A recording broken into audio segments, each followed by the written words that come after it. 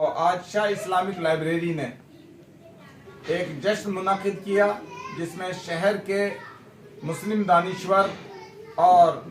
समाज के जिम्मेदार लोगों ने शिरकत की।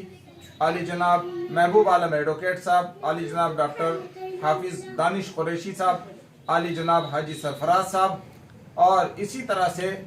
दीगर हजरात ने यहाँ आकर देशवासियों को यौम जमहूरिया की मुबारकबाद पेश की।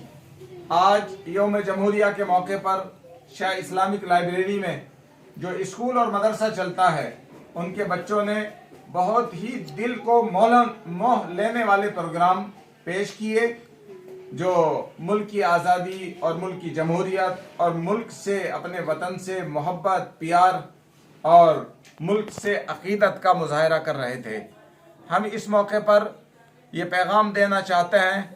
कि जिस तरह से मुल्क की आज़ादी हम सब ने मिलकर हासिल की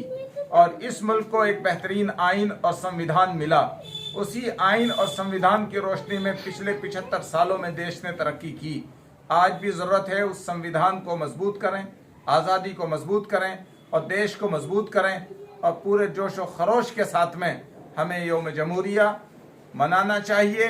और हम एक मरतबा फिर तमाम देशवासियों को, बाशिंदगान मुल्क को यौम जमहूरिया की दिली मुबारकबाद पेश करते हैं।